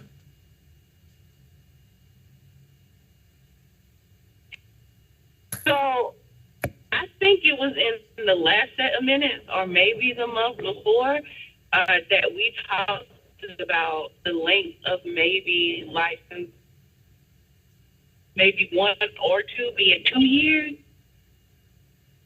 I'm in my car, so I'm not actually looking at the last set of minutes. But I believe we had agreed upon that. Okay. So the last meeting, there was multiple suggestions as far as what the duration would be. So there were suggestions around separating the 2 licenses as far as how long they would be. And then there was a suggestion of 5 years overall for both licenses. There was a suggestion for 2 years per license or 3 years per license. So there were different suggestions out there, but no motions were made. Yeah, my recollection was, like, I remember saying that if the ultimate goal, like, because you have to move from license 1 to license 2 to license 3, essentially you could go from license 1 to license 4, right? Like, there's no requirement that you move through each license level, that it doesn't make sense to restrict any given license 1, 2, or 3, restrict the amount of time a license, but rather come up total amount of time that you have before you must reach a license 4. The 1, 2, and 3 are basically interchangeable purposes of what we're trying to do, which is get teachers to license 4. And so that you could have some overall amount of time that you could spend within those before reaching a license. I think that was one of the things we talked about. And then I think we also perhaps, and Kim, maybe you can jog my memory, like, did we then talk about, like, okay, well, maybe it's 6 years instead of 5 years, and in terms of the number of years of effective, looking at the number of years total effective ratings. And so I think there was some conversation about that as well.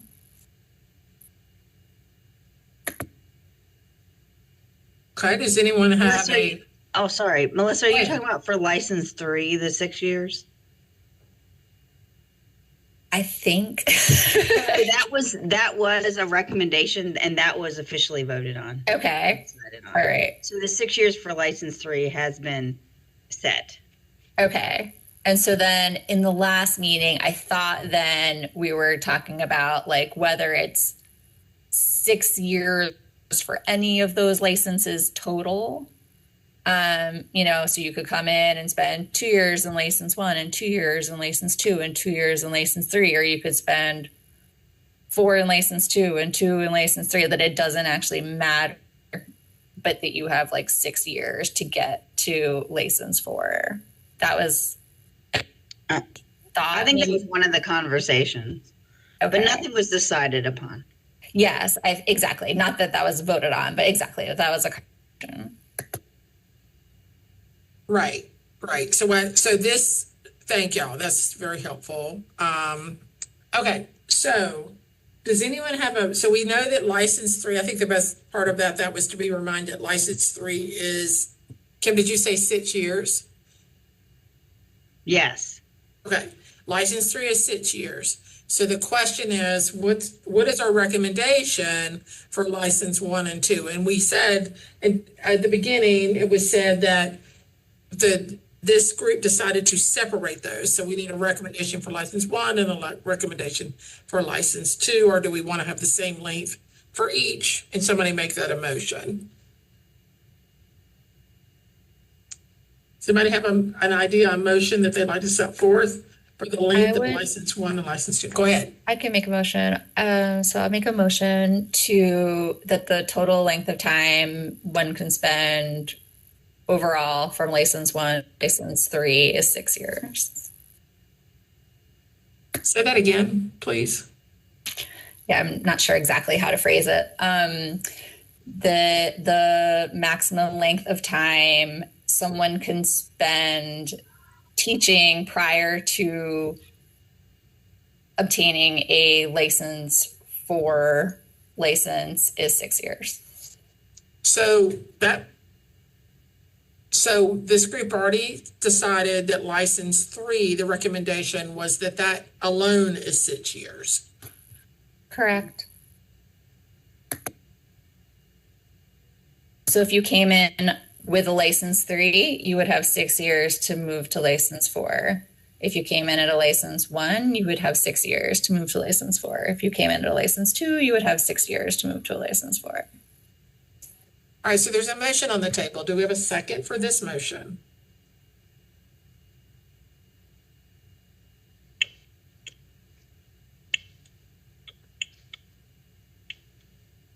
Can I ask a question? Yeah.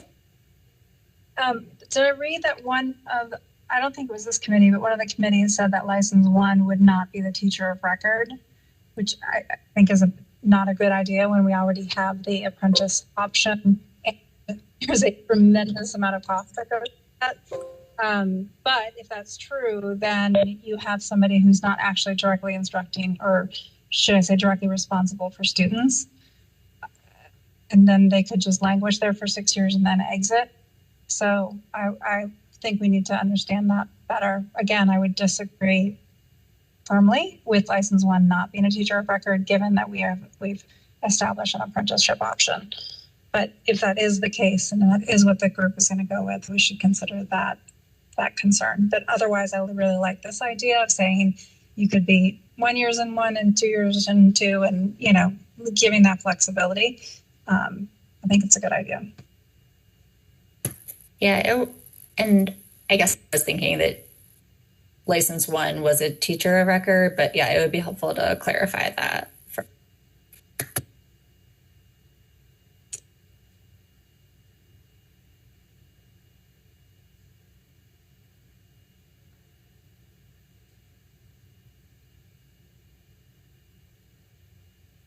I don't know how to put that in. I mean, I don't know what to do with that question, because I guess we could send that question up the chain, but for now we have a motion to make all 3 together 6 years. No matter what teacher of record status is.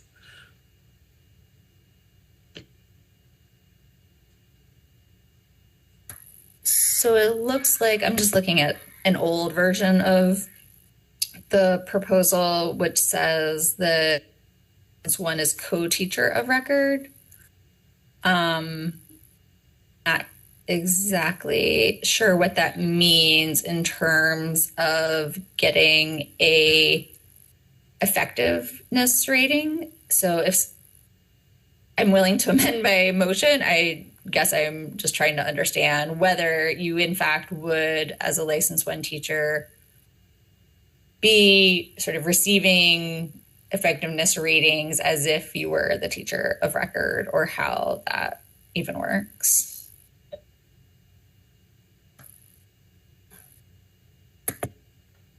Dr. Bullock, this is Tom. I can answer that question if you'd like. That would be great. Great. So within the EVOS system, we have what's called roster verification, where teachers can select their instructional responsibility for the students. So let's say you have a teacher, a licensed one teacher working with another teacher. You could create a situation where each teacher claims instructional responsibility for those students at 50%. Each would get, if they have sufficient number of students, then each would get an EVOS score. And the EVOS score, and just to clarify, because I know this is kind of the secondary question, we don't cut the EVOS in half and give it to half to each teacher. What we do is we just say, this is the growth of the students, and this represents your 50%, and the other. So in other words, if two teachers were sharing exactly the same number of students, and the growth for that class of students was, let's say, 2.5, which would be exceeds expected growth. Each teacher that's claiming 50% would get a growth value of 2.5. They don't get a 1.25. So that's the way we do it. And that allows, if you've got a teacher if you got a teacher that's working with multiple licensed one, that teacher could claim 50% of each of the licensed ones, and they would still get a growth score separate from each of those other two teachers. Does that help? It helps me. Thank you, Tom, for explaining that. Sure. So given that it seems that in the case of a co-teacher, I'm assuming, again, for the licensed 4 teacher, that we feel more comfortable using those types of ratings, but for a brand new licensed 1 teacher who's perhaps working alongside another teacher, that would want to first see that teacher's ability to perform on their own before starting to kind of count toward whether it's 5 or 6 years, whatever we decide, of effective teaching, that perhaps it should be a limit on how many years you can spend as a licensed 1, and then the remainder, then 6 years for license 2 and 3. Curious what other people are thinking about that. So I just want to technically say that we have a motion on the floor that has not gotten a second. So I'm just going to. Yeah, I'm going to remove my motion until we thank you. answer some of these questions. I'm sorry. Yeah, that's okay. So, and we have about 9 minutes. So, Can Kim put the L1 slide up?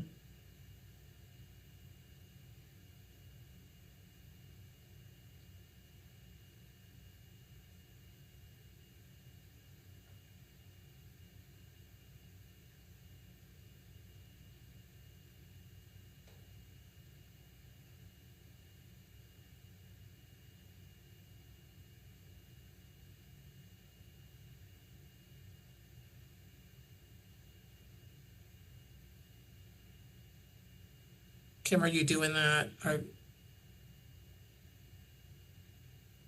Okay, thanks.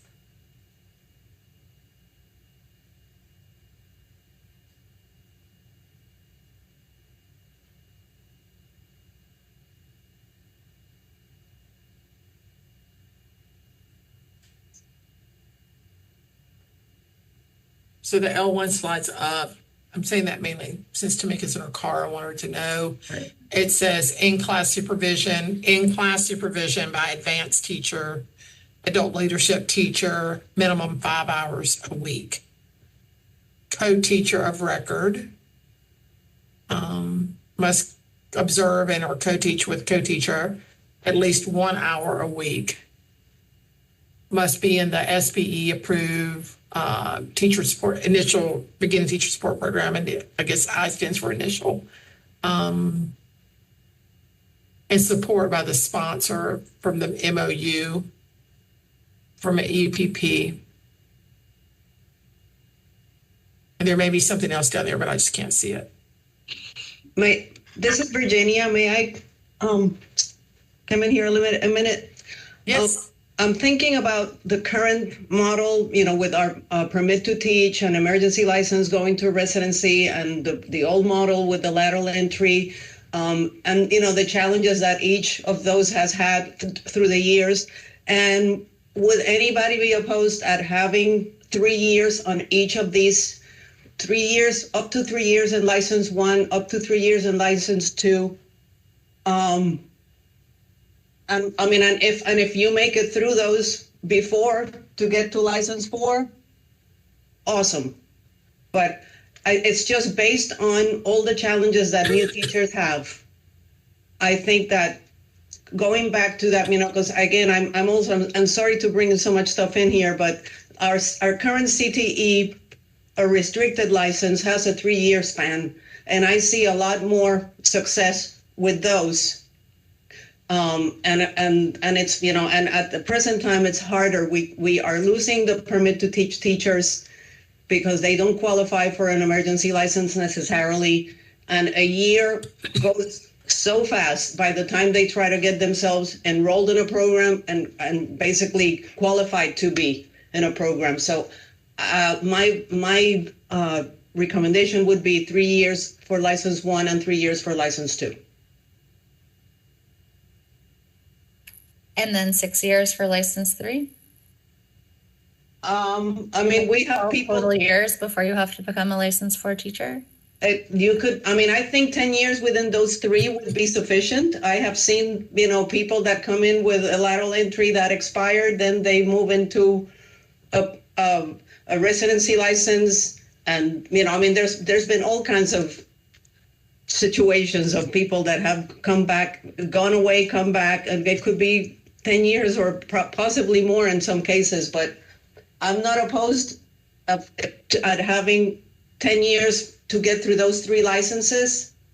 So if it's 3 and, 4, or at least, at a minimum, I think they need to have at least 2 years of license 1 and license 2.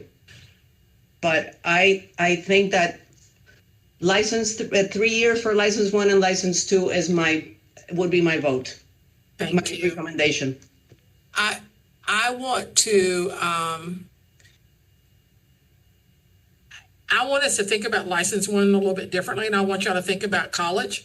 Okay. If they have 18 credits, all right, that's basically 1 semester, or maybe a little bit over one. They're in their first year of college. Mm-hmm. Okay. Or they may have graduated with 18 credits concurrently enrolled from one of our great community colleges in North Carolina. So they could be 18 years old. Okay, so, and it would take them basically 3.5 years full time to get out of college. And this would be a person that would be doing it probably a bit more part-time, possibly because they might also have a family, they might whatever. So I think license 1 ought to be really long. License 2, maybe not so much, but license 1 ought to be pretty long, because if it's 4 years to finish college on general, right, on a average, and they could come into this with 1 semester, that would be full time. And we think about them being possibly part-time, and opening this up to different models and different people at different stages of life. I would challenge us to think about that. But to move to a license 2, you they have a bachelor's these people degree. already have a BA, right? Okay, never We're not mind. talking about Scratch that apprentices. whole comment. Okay. Sorry.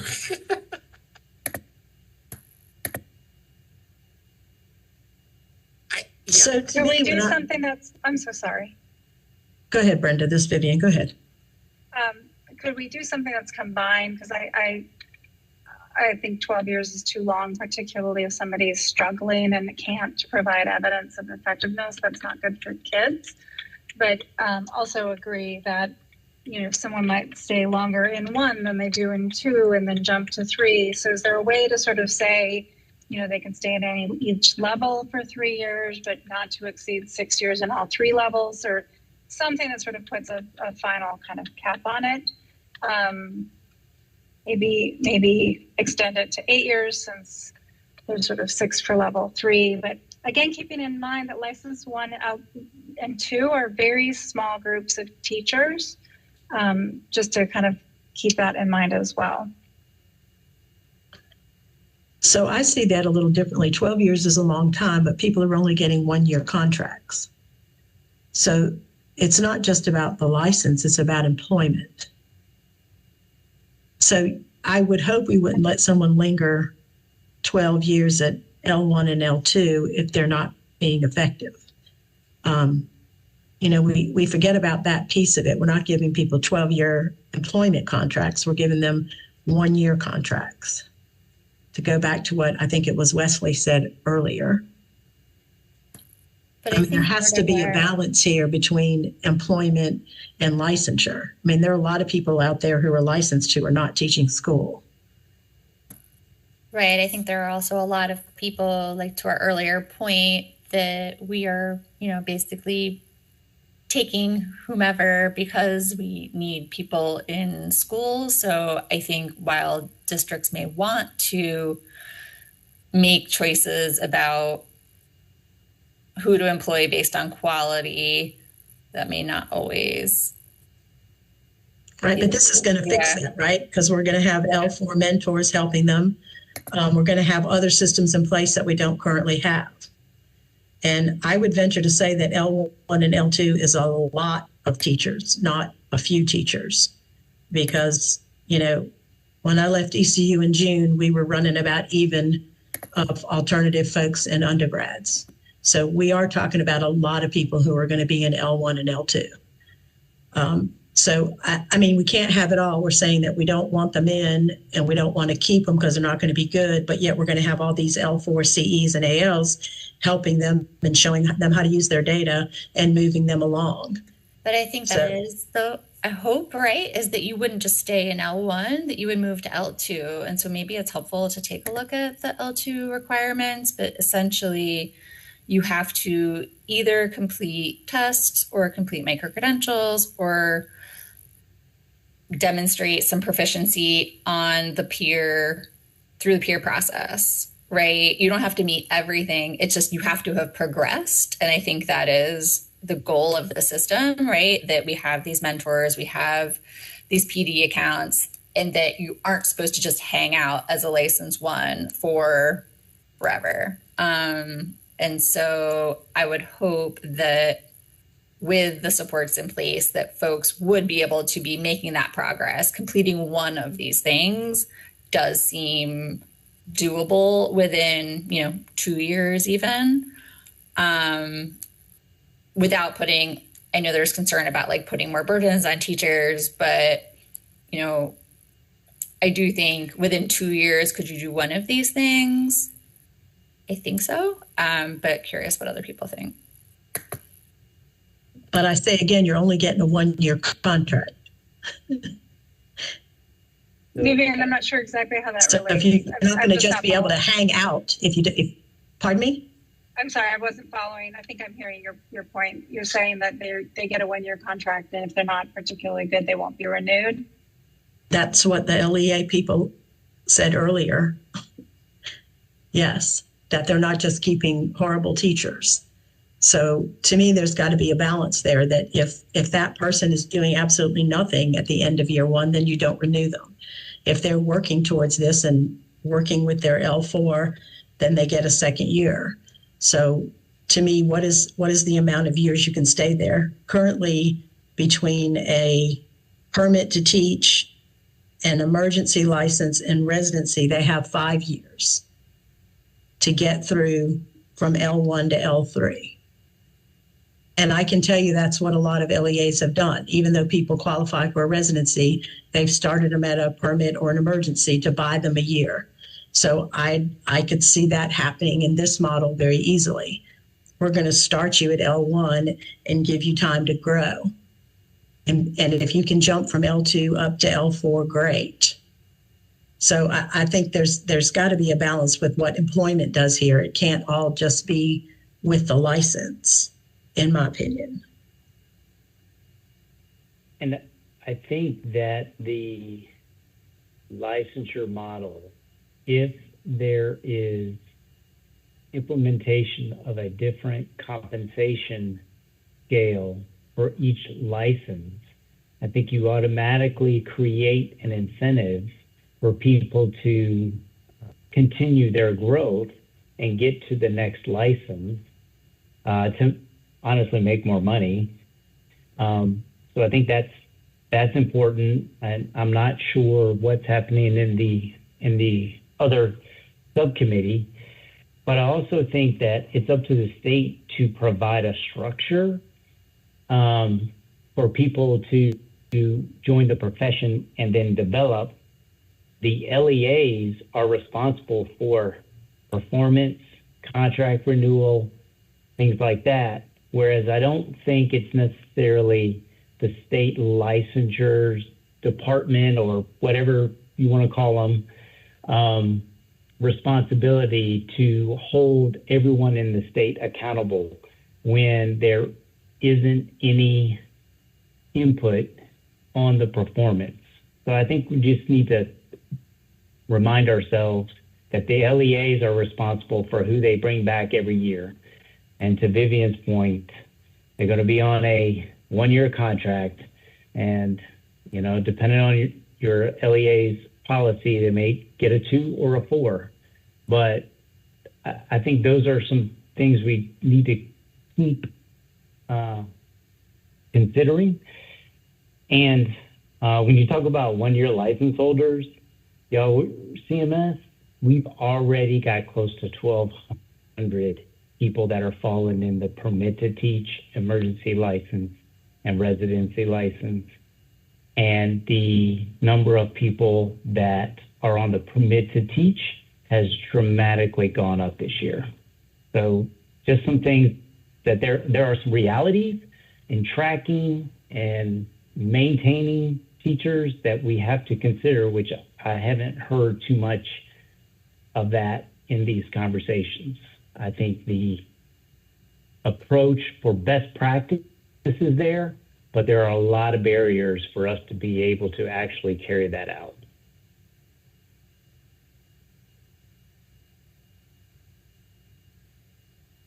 There's a question, Robert, for you in the chat, and we're going to end on this because we haven't made it. What do you mean by no input on the performance, Robert? There's also some praise in the chat you need to look at too, but go ahead. Sure. So I think with performance, it really comes down to the school, the individual school, and the performance of the teacher in the classroom. That's what I'm talking about. If we have a license that is expiring, then it expires and they have things that they have to do. But when it comes down to performance, and when I hear conversations about student performance and effective teaching, that really is coming down to the school administrators that are handling that part of the job. That's what I meant. Thank you for clarifying that. Yeah, I think what I didn't understand is my understanding is that to move through the licensure levels, you do have to demonstrate performance. So that's actually what I like about the proposal, is that it does seem very tied to what is happening in the schools and the districts and their movement in the teachers movement in growth, rather than like arbitrary, like, well, you got these, you know, it could be, right? It could also be like whether they pass the content test, but that element is there as an option to progress, which is why it does seem like the districts would actually want the licensure system to be aligned in that way. But thank you for clarifying. Okay, well, we're over our time. We obviously have a lot of thoughts on this, but don't have a good recommendation or a motion that's gone forward. Hopefully these notes will go forward as that's being discussed. Kim, any last minute updates or anything before we adjourn? No, just that the co-chairs meeting will be on the 25th, I believe. Yes, on the 25th. All right. All right. So I'd like to thank everybody for your participation today.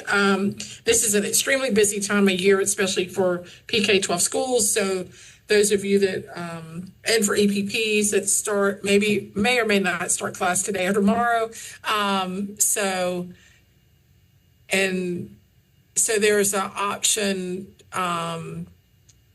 there's some options in the chat around this particular area. Thank you for all of you and your participation today, and for allowing me to break it down to some motions so we go forth with some ideas from our subcommittee.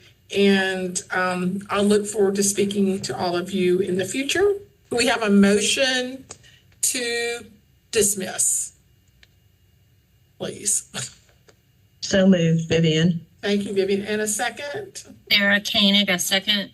Thank you. Any, all those in favor of dismissing? I'm not asking for questions. All those in, please say aye. Aye. Aye. Aye. Or bye. Maybe you want to say bye. All right. So bye. Bye. Thank you very much. Have a great day. You too, Ann.